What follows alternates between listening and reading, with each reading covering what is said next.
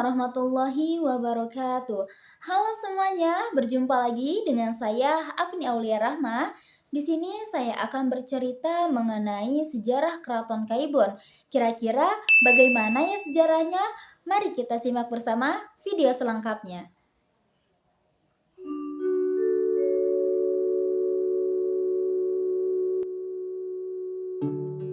Keraton Kaibon merupakan salah satu peninggalan sejarah yang terletak di Kampung Kroya, Kelurahan Kasunyutan, Kecamatan Kasemen.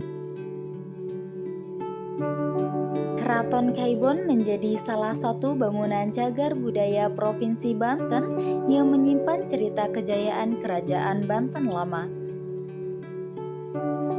Dibangun pada tahun 1815, keraton ini menjadi keraton kedua di Banten setelah Keraton Surosoan.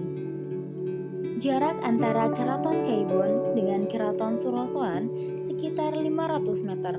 Berbeda dengan Keraton Surosoan sebagai pusat pemerintahan, Keraton Kaibon dibangun sebagai tempat tinggal Ratu Aisyah. Maka dari itu, nama Kaibon berasal dari kata kaibuan, artinya cinta seorang ibu. Keraton Kaibon dibangun menghadap barat dengan kanal di bagian depannya.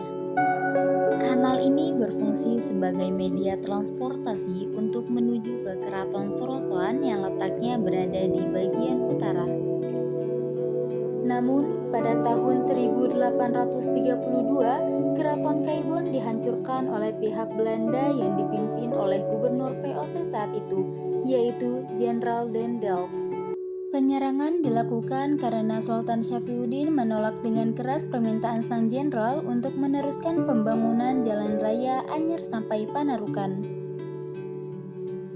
Dan kini puing reruntuhan Keraton Kaibon meninggalkan cerita tentang kejayaan Banten lama. Walaupun hanya berupa reruntuhan dan pondasi-pondasi bangunan, tidak membuat pengunjung berhenti mengunjungi cagar budaya di Provinsi Banten ini. Tata letak Keraton Kaibon sangat sulit didefinisikan, karena saat ini yang tersisa hanya reruntuhannya saja, tetapi ada beberapa sisa fondasi bangunan yang dapat ditarik kesimpulannya, bahwa Keraton Kaibon menghadap ke barat. Keraton Kaibon memiliki 5 gerbang utama yang disebut bentar. 5 gerbang tersebut bermakna rukun Islam yang 5. Adapun yang memberi tanggapan lain bahwa 5 gerbang tersebut memiliki makna jumlah waktu sholat. Gerbangnya terlihat begitu tinggi dengan ukuran sekitar 2 meter. Pada halaman pertama bagian timur, umumnya keraton tradisional Jawa menggunakan halaman tersebut sebagai letak Sitinggil, sedangkan di Keraton Kaibon digunakan untuk bangunan masjid. Hal ini pun menjadi perbedaan antara Keraton Banten dengan Keraton Jawa. Bangunan masjid yang terletak pada halaman pertama sebelah timur merupakan bangunan yang masih terlihat sisa reruntuhannya, dengan satu ruangan yang cukup luas dan satu lubang menjorok ke dalam di bagian barat, yang diperkirakan merupakan sebuah mihrab. Pada halaman kedua, Keraton Kaibon memiliki pintu gerbang berbentuk padu raksa dan singa yaksa, dengan tinggi sekitar 2 meter yang berasosiasi dengan sifat sakral.